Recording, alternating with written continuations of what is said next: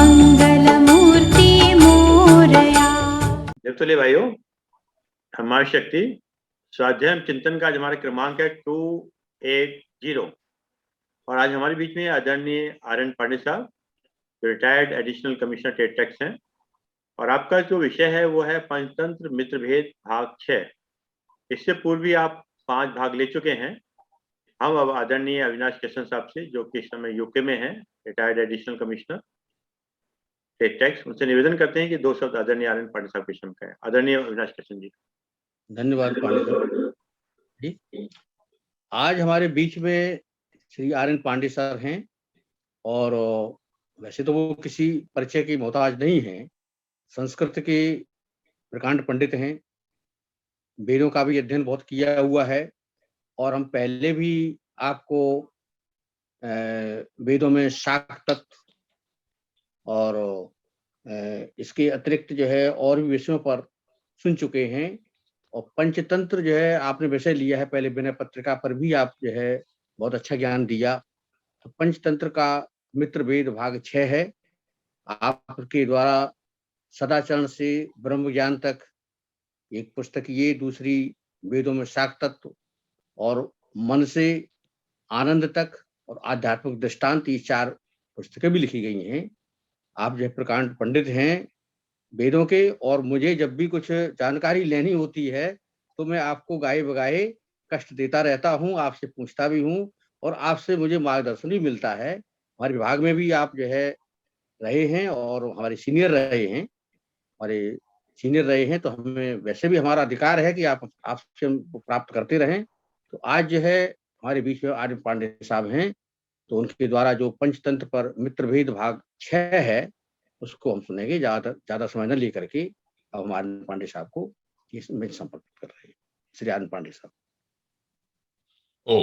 बहुत बहुत धन्यवाद आचार्य अविनाश कृष्ण जी। आप जैसे विद्वान से प्रशंसा सुनकर बहुत अच्छा लगता है, उत्साह बढ़ता है।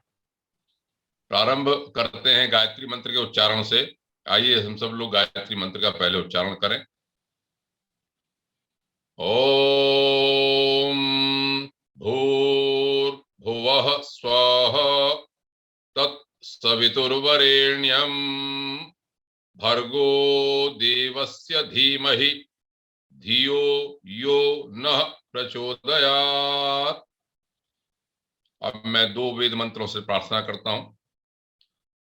ओम विश्वानि देव सवितर्दुरितानि परासुव यद्भद्रं तन्न आसुव। ओम अग्ने नयसु पथारा ये अस्मान् विश्वानि देव वयुनानि विद्वान् युयोध्यस्मज्जुहुराणमेनो भूयिष्ठान्ते नम उक्तिं विधेम। सर्वप्रथम श्री अरविंद शर्मा जी का बहुत आभार। स्वाध्याय सत्संग का ये प्रवाह, गंगा प्रवाह, सुधा अमृत जैसा प्रवाह चल रहा है। अब धीरे से धीरे हम लोग 280वें कड़ी में आ गए हैं। बहुत बड़ी उपलब्धि है। इस स्वाध्याय सत्संग में जितने श्रोतागण हैं, अधिकतर वक्ता भी हैं, वो सब विद्वान लोग उभर के आए हैं और सबको सबका लाभ प्राप्त हो रहा है। अलग अलग विधाओं में पारंगत हैं, सब बौद्धिक स्तर से उच्च स्तर पर स्थापित हैं, अनुभवी हैं। ऐसे सत्पुरुषों का मिलन बहुत ही सौभाग्य की बात है और इसके लिए संयोजक श्री अरविंद शर्मा निश्चित रूप से प्रशंसा के पात्र हैं। मुझे भी बड़ा लाभ हुआ है।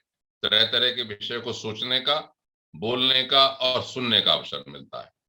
अब आप इसी से देख सकते हैं कि हमारे यूके से आचार्य अविनाश कृष्ण जी जुड़े रहते हैं, कनाडा से पॉल साहब जुड़े रहते हैं और सब दूर से सभी लोगों को लगता है कुछ न कुछ इसमें सुना जाए। मुझे जैसा सौभाग्य मिला संयोगवश पंचतंत्र पर बोलने का विस्तार से, पंचतंत्र को जितना भी बौद्धिक वर्ग है या कहानी पढ़ने वाले हैं वो कहानी के रूप में जानते हैं।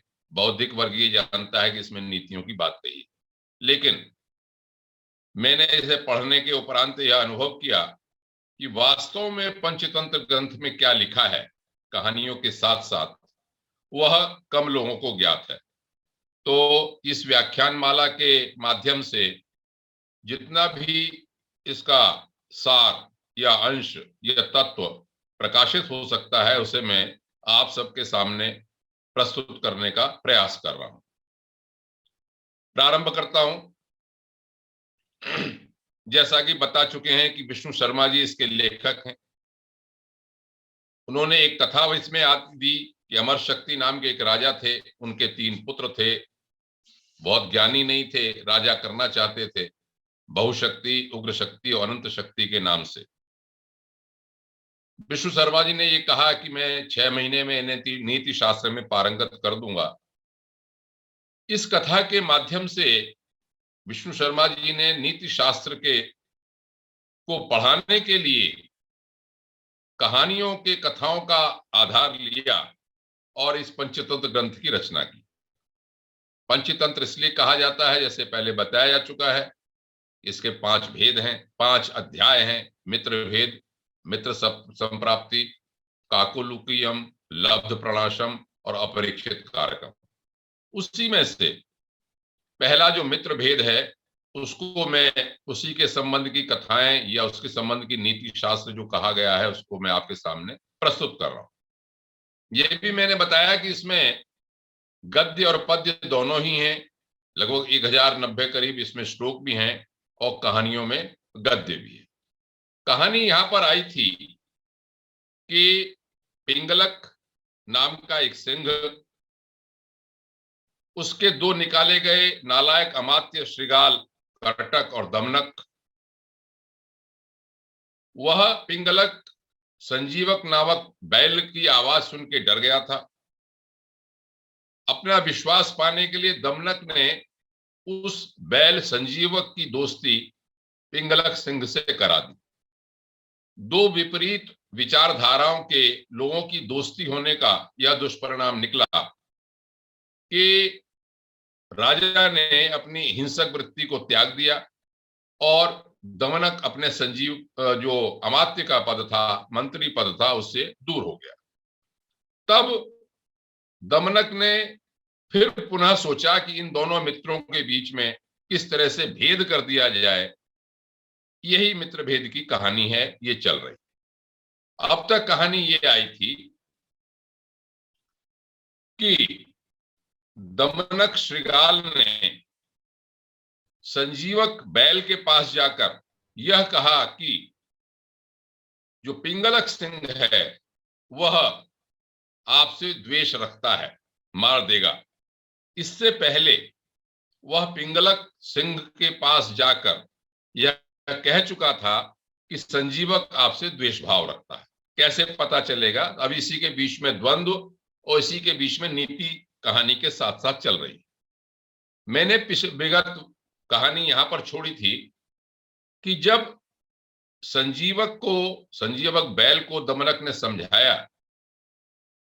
कि आपको पिंगलक सिंह मार देगा, तो उसने कई बातें कही। माध्यम से विष्णु शर्मा ने कहलवाया कि सेवकों की क्या दिक्कत होती है। फिर अंत में उसने निर्णय ये लिया कि मैं उससे युद्ध करूंगा और युद्ध करने से अगर मैं मर भी गया तो कोई बात नहीं है। तो नीति के रूप में दमनक यद्यपि ये नहीं चाहता था कि युद्ध हो, तो उसे ये डर था कि ऐसा ना हो कि अपने पैने सींग को पेट में उठ के डाल दे, पहले अटैक कर दे, ये पता ही ना चले सिंह को हानि पहुंचे। तो अब यहां पर ये बात वो समझा रहा है दमनक, जो मैंने पहले छोड़ा था, कि देखो भाई, जब तक आप प्रतिद्वंद्वी या शत्रु के पराक्रम को जान न लें पूरी तरह से, तब से युद्ध नहीं करना चाहिए। ये एक नीति की बात उसमें बताई।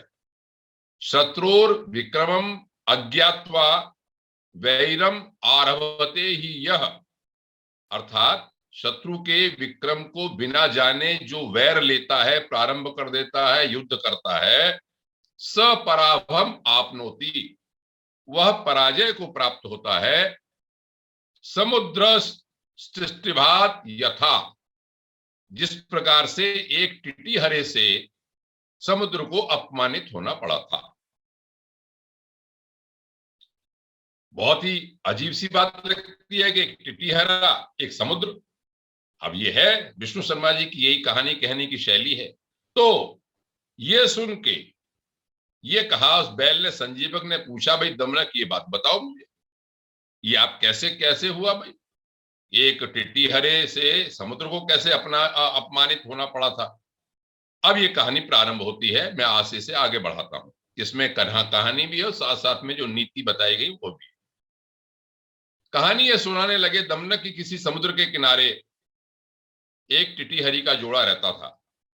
संस्कृत में टिटीहरी जो मादा है उसे टिट्टी भी बोलते हैं, यहां पर प्रयोग है। और जो पुल्लिंग है, नर है, उसे टिटिब बोलते हैं। मैं हिंदी में टिटीहरी और टिटीहरा ऐसे कह के इसका प्रयास करूंगा, जिससे कि आपको दोनों का अंतर पता लग जाए। इन दोनों में भी वार्तालाप है आगे। तो टिटीहरी और टिटीहरा एक टिटिब दंपति रहते थे। उनका प्रसव काल आया, गर्भाधान हुआ, तो अंडे देने की बात आई। तो टिटीहरी ने अपने नर टिटीहरे से यह कहा कि अब मैं कुछ समय में अंडे देने वाली हूं, तो हमको कोई सुरक्षित स्थान ढूंढ लेना चाहिए।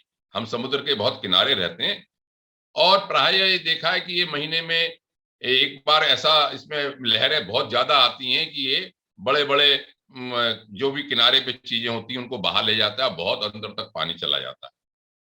अब यहां से प्रारंभ होता है नर का, पुरुष का गर्भ और टिटिभी या टिटीहरी की क्या कहते हैं, बुद्धिमत्ता है उसकी बात। टिटिभ ने ये कहा, ये समुद्र का भाग बहुत रमणीय है, बहुत दिनों से रहते हैं यहाँ पे। तो उसने कहा कि नहीं भाई, बहा ले जा सकता है। तो टिटिभ ने कहा, अरे समुद्र की क्या हिम्मत है जो बहा ले जाए? मैं तो नभचर हूं, आसमान में उड़ सकता हूं, समुद्र तो आसमान में उड़ भी नहीं सकता, वो कैसे साहस कर सकता है? ये वो तो कहता है कि आप देखो, मान लो शेर सो रहा हो, उसे जगाने की कौन कोशिश कर सकता है? यम के पास जाके कौन ये कह सकता है कि तुम मुझे मार नहीं सकते, मार के दिखा दो? इस तरह से उनसे गर्भोक्ति कही और तुम निश्चिंत होकर अपने टिटीहरी से कहा कि यहीं प्रसव करो, कुछ नहीं होगा, और मैं पैसा कोई डरपोक आदमी नहीं हूं जो मैं यहां से चला जाऊं। तो विष्णु शर्मा जी कहते हैं कि ये बात समुद्र सुन रहे थे। समुद्र ने सोचा, ये पक्षी जरासा है, कितना तुच्छ है, इसको कितना गर्व है, कितना घमंड है। ये टिटीहरी होते ही ऐसे हैं, ये सोचते हैं कि उल्टे पैर करके ऊपर सोते हैं और ये सोचते हैं कि आकाश को हमने रोक रखा। अच्छा, समुद्र ने कहा, मैं देखता हूं ये कितनी ताकत वाला आदमी है, जरा मैं इसके अंडों का अपहरण ही कर लूंगा। यही हुआ। प्रसव के बाद अंडे हो गए और उसे सेकने के बाद किसी समय टिटीहरी भी वहां से चली गई। तो अपनी लहरों के माध्यम से समुद्र ने उन अंडों का अपहरण कर लिया। जब टिटीहरी ने आके देखा तो विलाप किया और विलाप करके अपने टिटीहरे नर को बहुत भला बुरा कहा। ये कहा कि यहां से कहानी के साथ साथ अब नीतियां प्रारंभ होती हैं, उनको अच्छा लगेगा, सब सुनने लायक हैं सब ये। सबसे पहले तो उसने, टिटीहरी ने ये कहा कि जो हित चिंतकों की, मित्रों की बात को नहीं मानता है, वह मूर्खता के कारण नष्ट हो जाता है। वैसे ही नष्ट हो जाता है जैसे कि वो कछुआ जो था, उसने अपने बगुले मित्रों की बात नहीं मानी और मर गया। तो उन्होंने कहा, भाई ये कैसे कहानी है? तो टिटीहरी ने कहानी प्रारंभ की। उसने ये कहा कि एक कछुआ रहता था तालाब में, और उसके दो मित्र थे बगुले, संकट और विकट नाम के। वो रोज आते थे, उन पे अपना मछली वछली भोजन करके और कछुए के साथ बैठ के धार्मिक कथाएं और गोष्ठी करते थे। देवर्षि महर्षि सबके संवाद सुनाया करते थे। तो धीरे धीरे क्या हुआ कि कछुए, वो उसमें तालाब का जल सूखने लगा, तो अब बड़ी चिंता हो गई। बगलों ने भी कहा तो इसका जल सूख रहा है, कछुए ने भी कहा। उन्होंने, लेकिन कछुए ने एक बात फिर कही जो इन नीति की बात है कि हमको कभी धैर्य नहीं छोड़ना चाहिए। जल खत्म जरूर हो रहा है, ये श्लोक पहले भी आ चुका है और उसकी पूरी पुनरावृत्ति भी कुछ श्लोकों की है। उसका अर्थ यही है कि त्याज्यम या धैर्यम विद्रोही काले धैर्यात कदाचित स्थिति मापनीयात सा जाते समुद्रे चपूत भंगे सायंत्रिको वांछति तर्तुमेव। ये पहले भी आ चुका है श्लोक, बड़ा अच्छा श्लोक है। जो संस्कृत के ज्ञाता हैं वो सुभाषित के रूप में इसका बार बार प्रयोग किया जाता है। इसका अर्थ यह है कि चाहे कैसा भी काल हो, कठिन से कठिन काल हो, तो भी धैर्य को नहीं छोड़ना चाहिए।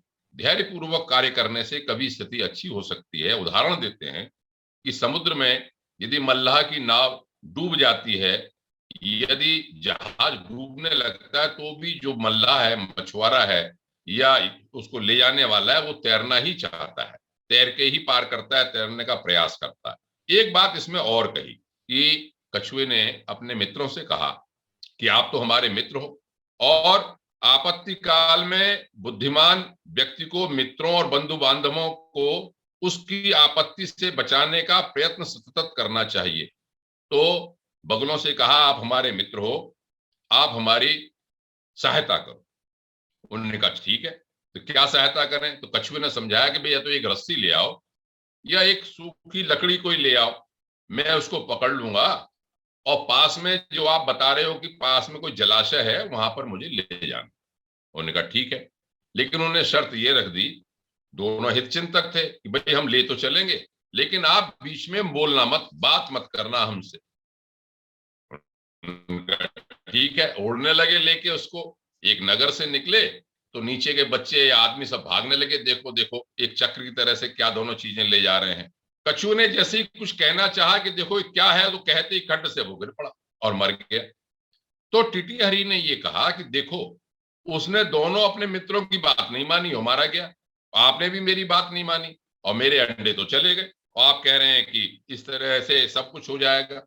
इसीलिए मैं कहते हूं कि मनुष्य, जो व्यक्ति भविष्य के बारे में, आने वाली जो घटना है उनके बारे में सोचता है या समय आने पर अपनी बुद्धि से एकदम समस्या को हल कर लेता है, वो तो ठीक रहते हैं।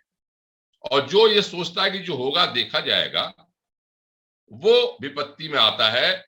जैसे कि वो 3 मत्स्य जो है वो मारे गए, अनागत विधाता, प्रत्युत्पन्नमति और भविष्यत। तो फिर टिटिहरी ने पूछा टिटिहरी से कि भाई ये क्या कहानी है? तो उन्होंने कहा भाई एक तालाब था, तालाब में 3 मत्स्य और मछलियां भी थी, 3 बड़े मत्स्य रहते। एक का नाम था अनागत विधाता, एक का नाम था प्रत्युत्पन्नमति और एक का नाम था भविष्यत। देखिए, नाम जानबूझ के रचनाकार ने सार्थक दिए हैं। अनागत विधाता का अर्थ होता है जो चीज नहीं आई है या हो सकती है उसके बारे में सोचना, और प्रत्युत्पन्नमति का अर्थ ये होता है कि तुरंत ही बुद्धि से अपने एकदम समय के अनुसार, परिस्थिति के अनुसार बुद्धि से उत्पन्न करके समस्या को हल करना। और भविष्यत का अर्थ है कि जो होगा वो देखा जाए। तो टिटिहरी ये कथा सुना रही है, एक तालाब था, उसमें 3 मत्स्य रहते थे, एक अनागत विधाता, एक प्रत्युत्पन्नमति और एक भविष्यत के नाम से। एक बार क्या हुआ कि कुछ मछुआरे अपना जीविका पूरी करके मछलियां और जगह से पकड़ के, शाम का समय था, वहां आके तालाब के आगे बैठ गए और ये देखा उन्होंने कि अरे इस तालाब में तो बहुत मछलियां हैं, आज का काम तो हमारा पूरा हो गया है, कल आके हम यहाँ मछली पकड़ेंगे। ये आपस में बात कर रहे। इसको मछलियों ने सुन लिया और मछलियों ने सुन के ये कहा, फिर जब वो चले गए तो तीनों बच्चों ने आपस में बात की कि देखो भाई, आपने इन जो केवट लोग थे, ये मछली पकड़ने वाले थे, इनकी बात तो सुन ली आपने, ये कहानी प्रायः सब जानते हैं, सुन लिया आपने, अब देखो ये कल आएंगे, हमें पकड़ ले जाएंगे, हमें तो यहां से चलना चाहिए। तो अनागत विधाता और प्रत्युत्पन्नमति, उन्होंने यहां पर नीति की एक बात उनके माध्यम से कही कि जब बलवान शत्रु का आक्रमण हो तो निर्बल व्यक्तियों को भागकर या तो अपने प्राण बचा लेने चाहिए या किसी सुरक्षित जगह का सहारा लेना चाहिए। ये नीति वाली बात बताई। निर्बल जो लोग हैं उसके लिए कोई उपाय नहीं, हम तो निर्बल हैं, केवट तो हमें जाल से, ये मछुआरे तो जाल से हमें पकड़ ही लेंगे, इसलिए हमें तो यहां से भाग जाना चाहिए। यहां एक दो बात और भी कही कि जिन व्यक्तियों को अन्यत्र भी सुखकारक स्थान मिल सकता है वे स्थिर रहकर अपने देश कुटुंब का विनाश नहीं कर सकते। यहां इन्होंने ये कहा कि अपना देश छोड़ने में, यदि आपको लग रहा है कि हमारा जीवन संकट में है, तो अपना देश छोड़ने में भी कोई बुराई नहीं। वहां पर एक बड़ा प्रसिद्ध श्लोक दिया, एक सुभाषित संस्कृत में बहुत प्रसिद्ध है। उसका अर्थ यह है कि जिस व्यक्ति के लिए अन्यत्र स्थान मिलना संभव है, मतलब अपनी जान बचा के दूसरी जगह जा सकता है, और फिर भी वो नहीं जाता और ये कहता है कि भाई ये कुआं तो मेरे पूर्वजों का है, पानी मैं इसी का ही पीऊंगा, चाहे वो पानी खारा है। तो इसको संस्कृत में कहते हैं, बड़ा प्रसिद्ध है कि तातस्य कूपो यम इति ब्रवाणाः, ये हमारे पूर्वजों का कुआं है, यह कहते हुए क्षारम जलम का पुरुषा पिबंती, खारे जल को भी पीते हैं, लेकिन वो कायर लोग होते हैं, बुद्धिमान नहीं कहा जाते। ये यहां पर एक प्रसिद्ध बात इन्होंने कही। अब आता है भविष्य का पक्ष। यहां पर भी एक श्लोक दिया, ये श्लोक पहले भी आया हुआ है। मैं बार बार इसको पढ़ के ये सोचता हूं कि नीति हमेशा शाश्वत नहीं है। कोई भी चीज, चाहे वो भाग्य का पक्ष हो, चाहे वो पुरुषार्थ का पक्ष हो, चाहे वो युद्ध करने का पक्ष हो, चाहे वो पलायन का पक्ष हो, चाहे वो दूसरे के लिए बलिदान देने का पक्ष हो, चाहे वो अपनी जान बचाने का पक्ष हो, देश काल परिस्थिति के अनुसार ये सब फ्लेक्सिबल हैं, ऐसा इस नीति से लगता है। जैसे यहां पर एक श्लोक का प्रयोग किया, भविष्य रत्न ने ये कहा कि अरे भाई तुम तो ऐसी बेकार की बात करते हो, जो भाग्य में होगा वो देखा जाएगा। और वो श्लोक बोला जो पहले भी आ चुका है इसमें, लेकिन दोनों का संदर्भ अलग है। मैंने पहले बताया था जो संजीवक बैल फंस गया दलदल में और वो बच गया, तो विष्णु शर्मा ने एक श्लोक कहा था, अरक्षितम तिष्ठति दैव रक्षितम सुरक्षितम दैव हतो विनश्यति जीवति अनाथोपि वने विसर्जितः कृत्य प्रयत्नोपि गृहे न विनश्यति। ये बहुत प्रसिद्ध श्लोक है। जो भाग्यवादी लोग हैं, जब कुछ हो जाता है, बिगड़ जाता है, तो यही कहते हैं, राम भरोसे जो रहे पर्वत पर हरियाएं। इसका अर्थ ये है कि यदि भाग्य ने, देवता ने रक्षा करनी है तो आप कहीं भी छोड़ दो, आदमी बच जाएगा, और नहीं मारना है भगवान ने तो बचेगा नहीं। अगर जंगल में भी छोड़ दिया जाए अनाथ को, अगर, तो बच जाता है कई बार, और प्रयास करने पर भी घर में आदमी नहीं बचता। देखिए वहां पर जब संजीवक बच गया तब तो ये सकारात्मक थी, लेकिन सामने मृत्यु या सामने एक संकट आते समय कोई ये सोच रहा है कि अरे जो होगा देखा जाएगा, हम तो भगवान बचा लेंगे, तो यहां पर विष्णु शर्मा ने कहा ये नीति ठीक नहीं है। प्रयोग तो किया, बताया भी, तो पाठक लोगों को, हम लोगों को या राजकुमारों को ये बताना चाहते हैं कि कोई भी नीति है उस समय के अनुसार प्रयोग करनी चाहिए, समझनी चाहिए। जब भविष्य ने ये कहा मच्छ ने कि मैं तो नहीं जाऊंगा भाई, मैं तो, जब भगवान ने अगर मेरी आयु लिखी है तो मैं तो बच जाऊंगा, और वो नहीं गया। अनागत विधाता और प्रत्युत्पन्नमति दोनों जलाशय को छोड़कर चले गए। अगले दिन मछुआरे आए और भविष्य को पकड़ के और मछलियों को पकड़ के ले गए। तो टिटिहरी ने ये कहा, देखा उसने समय के अनुसार आई हुई आपत्ति को बात नहीं की, और जो होगा वो देखा जाएगा, ऐसे कह दिया उसने। तो इसलिए उसने बताया कि मैंने पहले ही कहा था। अब क्या हुआ, टिटिहरी ने कहा, उसकी टिटिहरी की बात सुन ली उसने। अब यहां पर रचनाकार जो है वो शत्रु से युद्ध करने की बात, उत्साह की बात का नीति बताते हैं। टिटिहरी ने कहा तुम्हारी और समुद्र की क्या जोड़ है, तुम जरा से पक्षी हो, और समुद्र इतना बड़ा है, और समुद्र की ताकत का तो कोई मुकाबला ही नहीं। जब हम दूसरे की शक्ति को जाने बिना कहते हैं तो कहते हैं पहले जो बटलोई होती है उसको जब चढ़ाया जाता है तो सबसे पहले तो उसका निचला भाग खुद का ही जलता। तो आप आग के पास जाओगे तो जलोगे। शत्रु की शक्ति के जाने बिना आप युद्ध करना चाहते हो। जैसे एक पतंगा है, आग की ओर जाता है, जल जाता है, पतंगे जानते ही नहीं, तो आप ऐसा काम क्यों कर रहे हो स्वयं विनाश का। अब टिटिहरा क्या कहता है?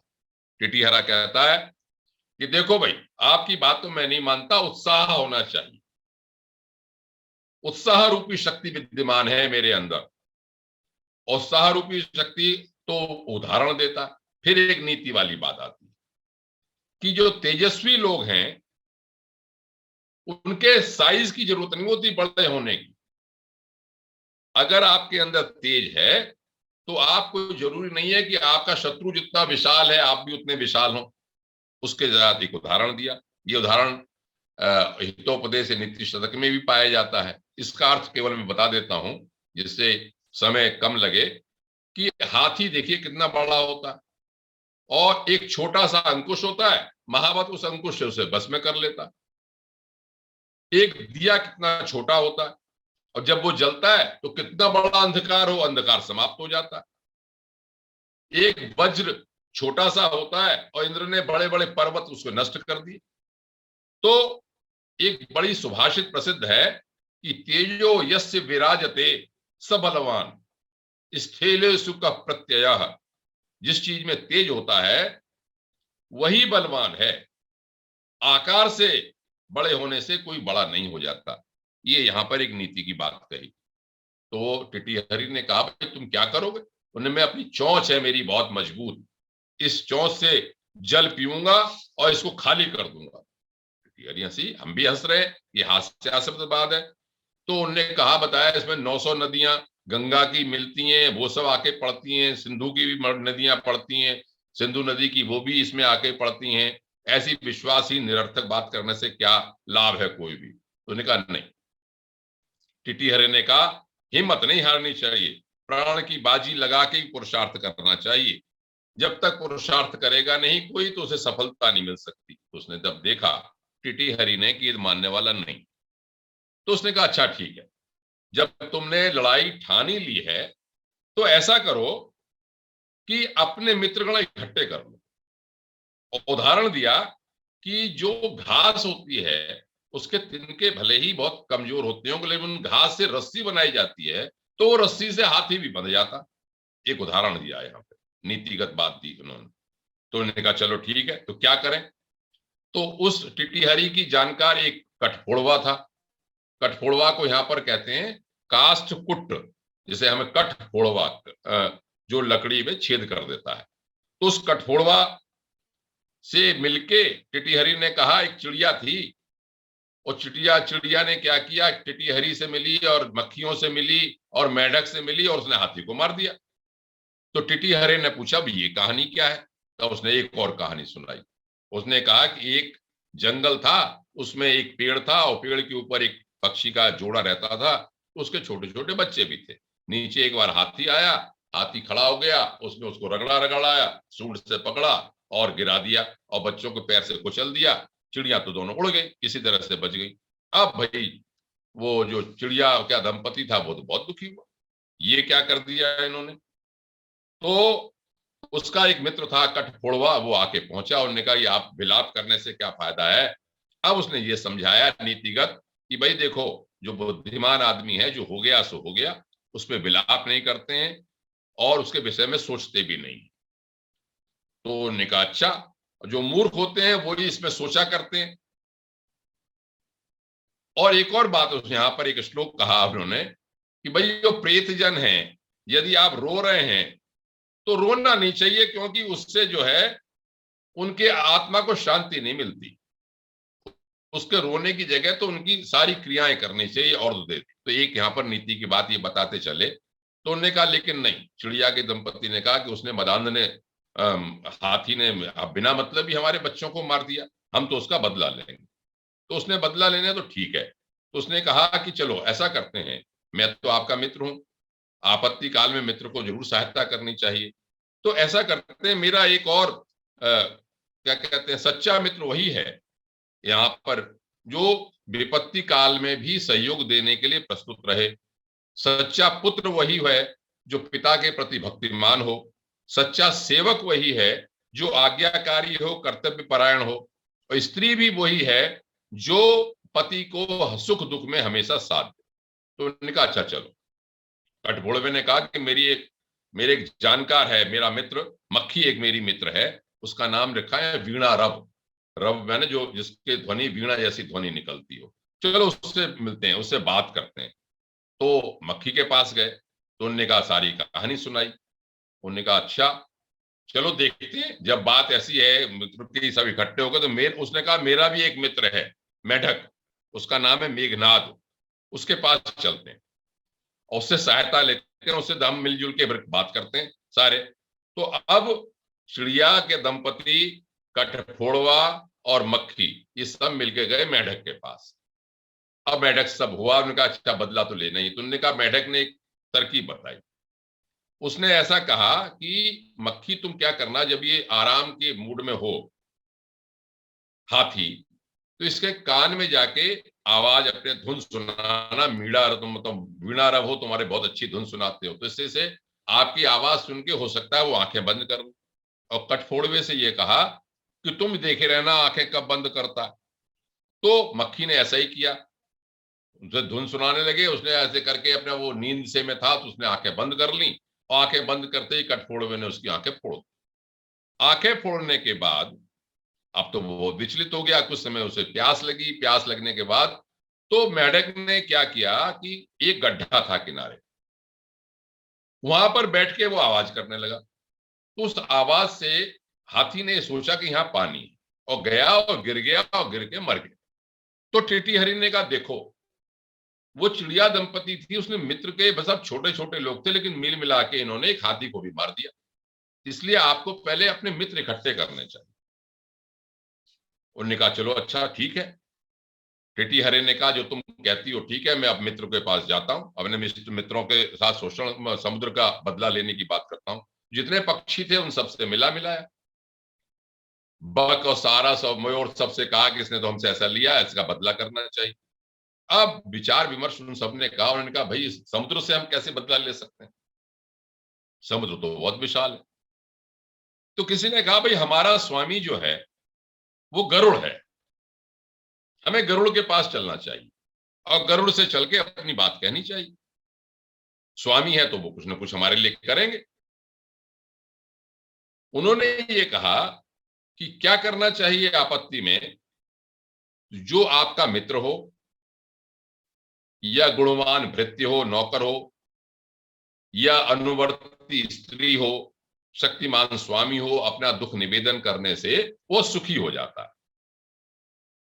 अब ये सब लोग मिल मिला के सारे पक्षी गरुड़ के पास गए और गरुड़ से जाके सब रोने लगे और कहा कि भाई समुद्र तो बहुत अन्याय कर रहा है, पक्षियों के साथ घोर हो रहा है, अगर इसको आज नहीं रोका गया तो ये कल और पक्षियों को भी सब मार देगा। क्यों कि यहाँ पर एक सुभाषित कह दिया जो आपने सुना होगा कि गतानि गतिको लोकः न लोकः पारमार्थिकः, क्योंकि भेड़ चाल होती है, एक बार जिसमें सफल हो गया वो दोबारा सब लोग करने लगते हैं। तो समुद्र तो हमें बहुत ही सब पक्षियों को ही नष्ट कर देगा, और आप तो राजा हो। अब यहाँ पर 2-3 श्लोकों में राजा का कर्तव्य बताया। राजा का कर्तव्य ये बताया कि वह चापलूसों, चोरों, दुष्टों, डाकुओं से प्रजा की रक्षा करे। प्रजा की रक्षा करने में यदि तत्पर रहता है तो वो पुण्य का भागी होता है, वरना उसे पाप का भागी होना पड़ता है। यहां पर जो एक कथा पहले आई थी शेर की, भासुरक शेर की, राजा के बारे में जब खरगोश ने उसको बताया था, वो ये श्लोक यहां पर कुछ रिपीट हुए हैं।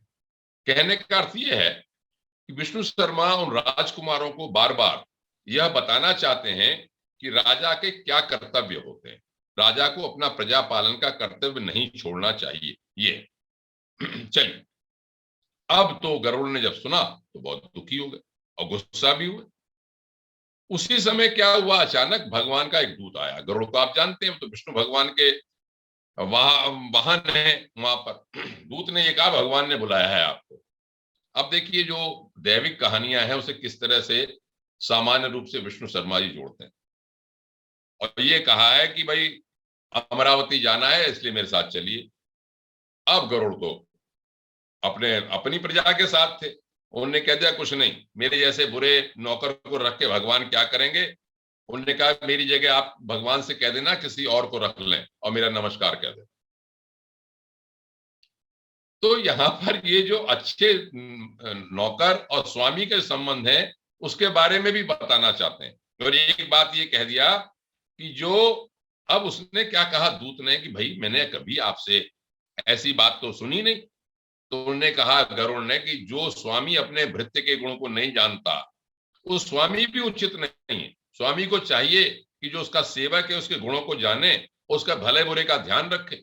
मेरे बस आपत्ति आई है, मेरा भी ध्यान रखना चाहिए।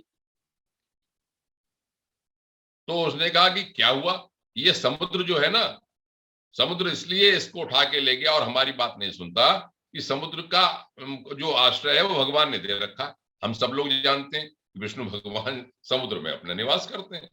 तो उन्होंने कहा कि समुद्र को तो विष्णु भगवान की शह मिली हुई है, इसलिए इसका कुछ नहीं बिगड़ सकता। तो उनसे कह देना भगवान से कि मैं तो नहीं आता। अब जब जैसे उन्होंने कहा कि तो भगवान आए, उन्होंने पूछा तो विष्णु भगवान से उसने कहा कि भाई आपके कारण इस समुद्र ने तो बहुत ही आफत कर रखी है, तो बिल्कुल डरता ही नहीं है, और हमारे इसके पक्षियों के इसने बच्चों को ले गया, अपहरण कर लिया उन्होंने। तो उसने कहा अच्छा।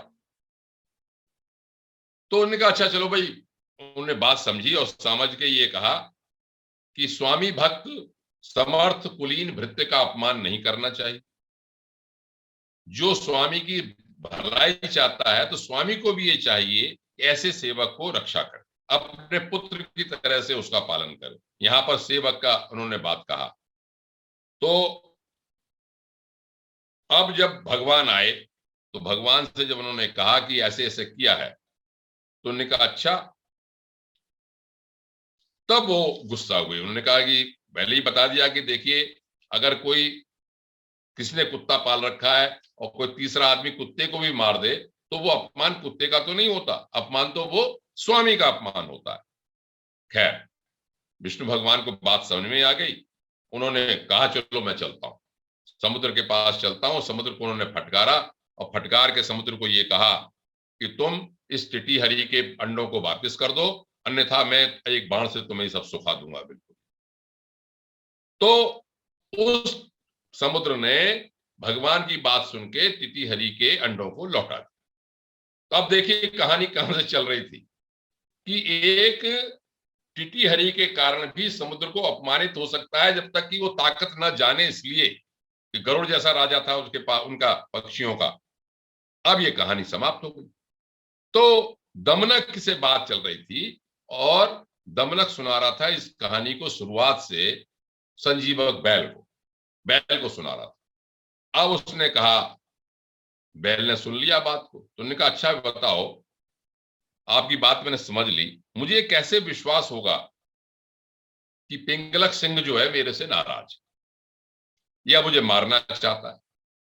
कोई ठोस प्रमाण हो तो बताओ, तो जिससे कि मैं आधार में आत्मरक्षा करने के लिए कोई उसका अपना प्रबंध करूं या उसे मार सकूं। तो उसने कहा दमनक ने कि भाई संजीवक, इसमें क्या सोचने की क्या बात है। जैसे कल तुम जाओगे और तुम समझ लेना कि उसकी भ्रुकुटी चढ़ी होंगी, फुंकार रहा होगा, जीभ लपलपा रहा होगा, तो तुम इसे समझ लेना कि तुमसे रुष्ट है, और ऐसा ना कहे पहले की तरह से मिले तुमसे तो समझ लेना प्रसन्न है। लेकिन मैं तो ये कह रहा हूं, मैं तो जा रहा हूं जल्दी से, तो मैं तो बता रहा हूं किसी तरह से शाम होने से पहले भाग जाना। अब यहां पर दो तीन बड़े महत्वपूर्ण श्लोक नीति के रूप में कहे गए। ये व्यक्ति के जीवन में जब उसे अपने जीवन की रक्षा करनी पड़े उस समय ये मैं समझता हूं कि काम के पढ़ने लायक, समझने लायक चीज। यहां पर लिखा है, एक श्लोक है कि कुल की रक्षा के लिए कुटुंब के एक सदस्य का परित्याग कर देना चाहिए, ग्राम की रक्षा के लिए कुल का परित्याग कर देना चाहिए, जनपद की रक्षा के लिए ग्राम का परित्याग कर देना चाहिए। लेकिन बाद में कहा कि आत्मार्थे पृथ्वीम त्यजेत, अगर अपने जीवन पे आ रहा है तो सब कुछ छोड़ देना चाहिए, सभी तरह से अपनी जान बचानी चाहिए। क्यों? ये आपत्ति से बचने के लिए हम धन इकट्ठा करते हैं। आत्मरक्षा के लिए धन स्त्री दोनों का परित्याग भी कर देना हो तो मनुष्य को हिचकिचाना नहीं चाहिए, और अपना समर्पण कर ले, उसकी जान बचे, तो यहां तक लिखा कि आत्मसमर्पण ही कर दे। इसी तरह से अपनी जान बचाने का सबसे पहले इसमें 3-4 श्लोकों में नीति की बात बताई कि अपनी आत्मरक्षा करे, साम दाम दंड भेद किसी भी तरह से आत्मरक्षा करे। आत्मरक्षा सर्वोपरि है। आत्मानाम सततम रक्षेत, अपनी रक्षा सभी से करे, और जो नहीं करता है उचित अनुचित किसी भी उपाय से आत्मा का उद्धार करना चाहिए। जो पहले अपनी जान बचा लेता फिर वो दोबारा से अपनी स्थिति को देखता। अब इतनी बात कह के वहां से दमनक संजीवक के पास से चला गया। अब दमनक का एक जो मित्र करटक था उसके पास पहुंचा और कहा कि कहां से आ रहे हो? कि देखो भाई, मैंने तुमसे पहले ही कहा था इन दोनों की दोस्ती हो गई है, शेर की और बैल की, तो मैं तो इनमें भेद के बीज बोया हूं। कैसे भेद बीज बोया हूं? अब जो मित्र भेद वाली बात चल रही थी कि मित्र भेद क्या चीज है, वो अब आगे शुरुआत होती है। ये अगले अंक में मेरे ख्याल से मित्र भेद समाप्त हो जाए। क्या उन्होंने पूछा, भाई करटक ने क्या कराए हो तुम? कि मैं तो असत्य भाषण करके पिंगलक को भी असत्य बोला और संजीवक को भी असत्य बोला, दोनों के मन में भेद पैदा कराया हूं मैं तो जाके। उन्होंने कहा लो, अब यहां पर कुछ बात ऐसी दोनों का करटक और दमनक की बात बताई गई है कि भाग्य में जो लिखा होता है ये तो कायर पुरुष कहते हैं, और जो प्रयास करने वाला है तो अपने बात में प्रयास करता रहता है। तो उन्होंने कहा अच्छा असत्य भाषण कर दिया। अब करटक ने आदर्शवादी बात की, तुमने तो ठीक नहीं किया भाई, झूठ बोल दिया तुमने, तो झूठ बोलना तो नहीं चाहिए कभी भी। तो करटक ने, दमनक ने कहा नहीं, शत्रु और रोग दो चीजें ऐसी हैं, जैसी पैदा हो वैसी शांत कर देना चाहिए। नहीं करोगे तो शत्रु और रोग दोनों ही आपको समाप्त कर देंगे ज्यादा बढ़ जाने पर। अब दमनक उसे समझाता है कि देखो, हमने तो दोस्ती करवाई पिंगलक की और संजीवक की, और हमें ही मंत्री पद से निकाल दिया गया। तो जो हमारा स्थान कोई छीनना चाहे तो वो एक स्वाभाविक शत्रु होता है। और मैंने कहा, आपने सज्जन पुरुष किसी दुष्ट व्यक्ति को स्थान बैठने का अधिकार दे दे, वह अधर्म व्यक्ति अपने उस स्थान पर प्रतिष्ठित करने के लिए साधु पुरुष को ही हटाने का प्रयास करने लगता। तो मैंने ऐसा उपाय कर दिया कि या तो वो मारा जाएगा या वो देश त्याग करने के लिए मजबूर हो जाए। अब यहां पर एक बड़ी नीति की कठोर बात है जो हम जैसे अच्छे व्यक्ति जो हैं वो उनको पसंद नहीं आ सकती। लेकिन नीति की बात क्या है? विष्णु शर्मा कहते हैं कि अपने हृदय को वज्र के समान कठोर कर ले और वाणी को गन्ने के रस के समान मधुर कर ले, और अपकारी व्यक्ति हो जिसने आपका बुरा किया उसको मार देना चाहिए, उसको विनाश कर देना चाहिए। इस विषय में किसी भी तरह का संदेह या विकल्प नहीं करना चाहिए। ये यहां पर नीति की बात कही है। विकल्पोत्र न कर्तव्यो अन्यादेव अपकारिणम, अपकारी को तो मार ही देना चाहिए, कोई विकल्प है ही नहीं उसके लिए। ये यहां पर राजकुमारों को, तो राजा का है भी, उन्होंने कहा कि इस तरह की नीति उन्होंने बताई। और उसने कहा देखो भाई, जब वो मार देगा तो हमारा भोजन भी होगा और हमें अपना मंत्री पद भी मिल जाएगा, तो तुम इस बात को क्यों कहते हो? अब उसे एक कहानी सुनाई। एक कहानी ये सुनाई कि स्वार्थ सिद्धि के लिए यदि पीड़ा कोई चतुर व्यक्ति है तो उसकी चाल को कोई जान नहीं सकता। करटक ने ये कहा भाई तुमने ये किया है, उसे पता चल जाएगा। उन्होंने कहा नहीं नहीं, एक चतुरक श्रृगाल था, उसने एक ऐसी चाल चली कि उसकी चाल को कोई समझ ही नहीं पाया, उसने अपना पक्ष, अपना ध्येय पूरा कर लिया। तो करटक ने पूछा दमनक से, भाई ये चतुरक श्रृगाल की क्या कथा है, उसको बताओ। तो अब कुछ समय है तो मैं इस कथानी को सुन के समाप्त करूंगा 5 मिनट में, अभी 5 मिनट है मेरे पास। तो यहां पर एक नई कहानी शुरू होती है, और नई कहानी शुरू होती है कि वज्रदष्ट नाम का शेर रहता था। उसके 2 एक तो श्रृगाल था, गीदड़ उसका दोस्त था, चतुरक अनुयायी उसके पीछे लगे रहते थे, चतुरक नाम, चतुरक माने चतुर हो। एक भेड़िया था कर्मविमुख। एक दिन क्या हुआ कि एक ऊंटनी के प्रसव होने वाला था, बच्चा होने वाला था, तो ऊंटनी को शेर ने मार दिया।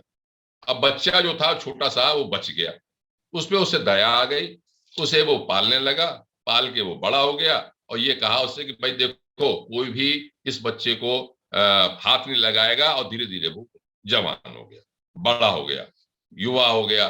शेर का अभयदान था उस पे, अब वो मजबूत हो गया धीरे धीरे। एक दिन क्या हुआ, एक हाथी के साथ शेर का युद्ध हुआ। तो हाथी बहुत जबरदस्त था, उसने बहुत घायल कर दिया, और घायल करने के लिए वो चलने में असमर्थ हो गया शेर जो है। अब वो भूखा हो गया, तो उसने दोनों से, गीदड़ से और भेड़िए से ये कहा कि जाके जो है तुम मेरे लिए भोजन का प्रबंध करो। जो भोजन का प्रबंध किया तो अपहरण किया, ऊंट भी किया, अब उनको प्राणी मिला नहीं।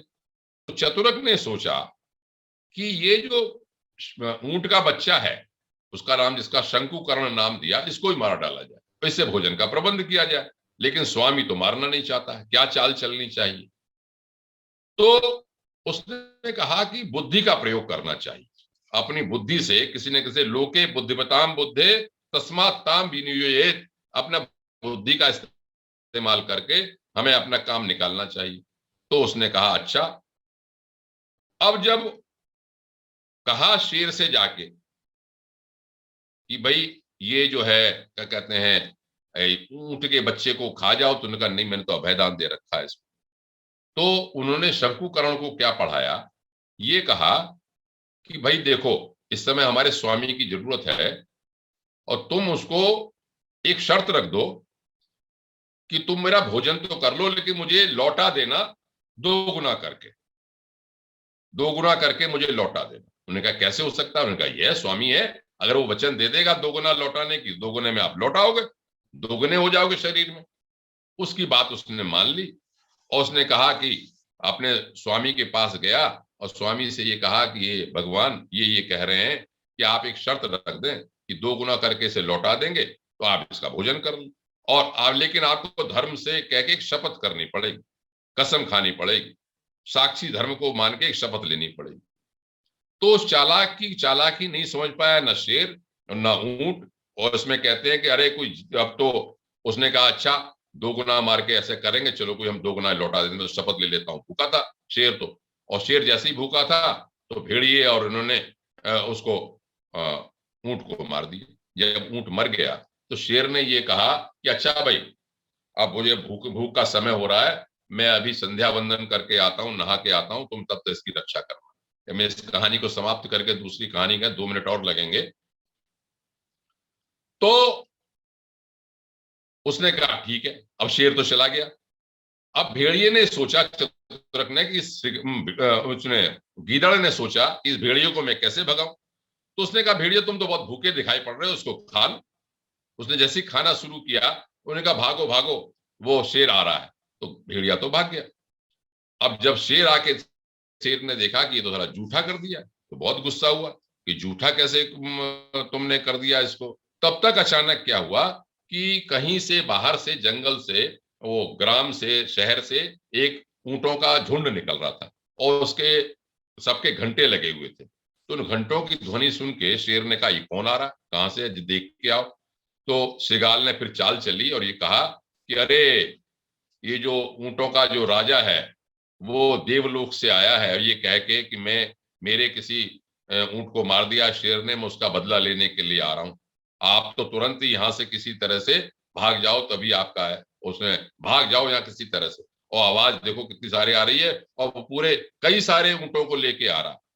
तो ये सुन के और ये कहा कि जो व्यक्ति अगम्य, जो अपने मौके पे काम नहीं करता है, शेर से कहा कि तुम अगर मौका नहीं देखोगे तो ये सब तुम्हें आके सब इकट्ठे होकर सब आ रहे हैं, मार देंगे। तो ये कहते ही शेर जो है, शेर भी भाग गया, और उसने कई दिन तक उसका भोजन किया।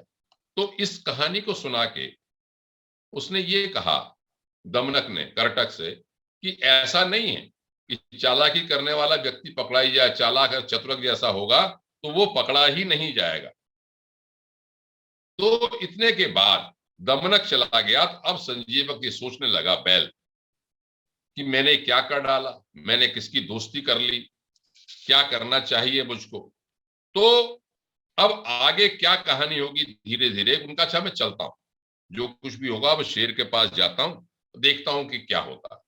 तो मैं आज अपनी वक्तव्य को यहीं समाप्त करता हूं।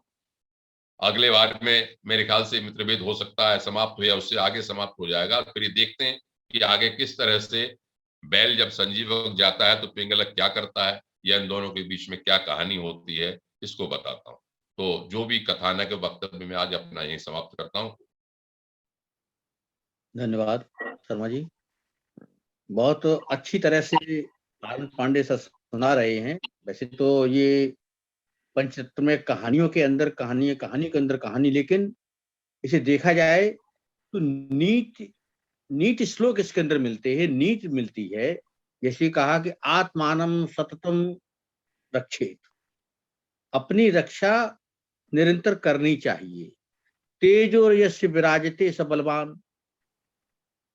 ये इस प्रकार से जो श्लोक दिए हैं, इन श्लोकों के अंदर कहानियों के माध्यम से ये इस प्रकार से नीति बताई गई कि हम किस प्रकार से समाज के अंदर रह सकें, कैसे स्थिर रह सकते हैं, हमें अपनी कैसे रक्षा करनी है, कैसे देश की रक्षा करनी है। जैसे ये विदुर नीति के अंदर भी आया है कि कुल की रक्षा के लिए एक सदस्य को त्यागना कोई बुरा नहीं है। उसको ग्राम की रक्षा के लिए एक परिवार को त्यागना कोई बुरा नहीं है, और राष्ट्र के लिए सब कुछ त्यागने के लिए कोई, उसमें कोई बुराई नहीं, और अपनी रक्षा के लिए सब कुछ त्यागना भी उचित है, जिसमें आत्मानम सततम रक्षेत। इस प्रकार से जो नीति की बातें मिल रही हैं, ये बहुत लाभदायक हैं और हमको इसमें समझना चाहिए इन सब चीजों को। और आनंद पांडे साहब जिस प्रकार से कहानी के अंदर कहानी सुनाते हैं, जिसमें बिल्कुल जो है मन लगा रहता शुरू से लेकर आखिर तक, ये उनकी जो है वक्तव्य का जो है विशेषता है। और आज बहुत अच्छा उन्होंने सुनाया और उनको मैं धन्यवाद देता हूँ, और इन्हीं के साथ जो है अरविंद शर्मा जी को ये मंच देता हूँ। बहुत बहुत आभार, धन्यवाद। आप धन्यवाद आदरणीय अविनाश कृष्ण साहब, धन्यवाद आदरणीय आनंद पांडे साहब। और जैसा कि एक विचार के साथ फिर बाद में शांति पाठ 3 बार ओम करते हैं, उस वक्त में आप अनम्यूट कर लीजिएगा और वीडियो भी खोल लीजिएगा। आज का विचार थोड़ा सा लंबा है। यह है अखंड ज्योति पत्रिका अगस्त 2015, पृष्ठ संख्या नंबर 21। विषय है हर कार्य सम्मान से करें। मनोवैज्ञानिक चार्ल्स स्पिलबर्ग के अनुसार हर काम को सम्मान देने वाले ज्यादा शालीन, ज्यादा विनम्र, ज्यादा संवेदनशील व समझदार होते हैं। इसलिए जरूरी है कि परिवार में बच्चों को कार्य का महत्व समझाया जाए। कार्य के प्रति उनके मन में सम्मान का भाव पैदा किया जाए। और छोटे बड़े सभी कार्यों को सम्मान भाव से करने के लिए उन्हें प्रेरित किया जाए। ऐसा करने पर हमारी भावी पीढ़ी का कार्य के प्रति नजरिया बदलेगा और भविष्य में वे समाज को अपनी उत्कृष्ट सेवाएं दे सकेंगे। जो माता पिता अपने बच्चों को अपने काम स्वयं करने को कहते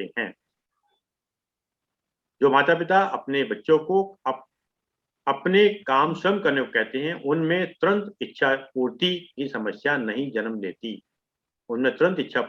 लेती। वह मेहनत और उसके परिणाम को बेहतर तरीके से समझते हैं तथा अच्छे परिणामों के लिए धैर्यपूर्वक कार्य करने में विश्वास रखते हैं। आइए शांति पाठ 3 बार ओम का उच्चारण करेंगे। सब लोग अपने को अनम्यूट कर लीजिएगा।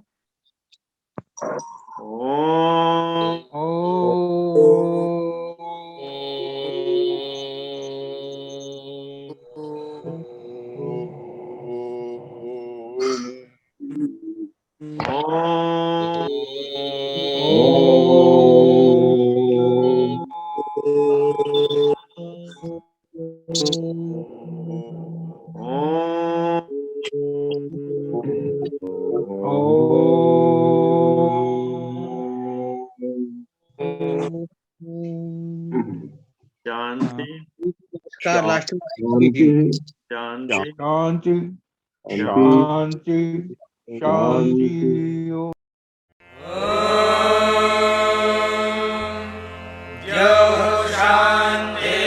शान्तिरन्तरिक्षं शान्तिः पृथिवी शान्तिरापः शान्तिरोषधयः शान्तिः वनस्पतयः शान्तिर्विश्वे देवाः शान्तिर्ब्रह्म शान्तिः सर्वं शान्तिः शान्तिः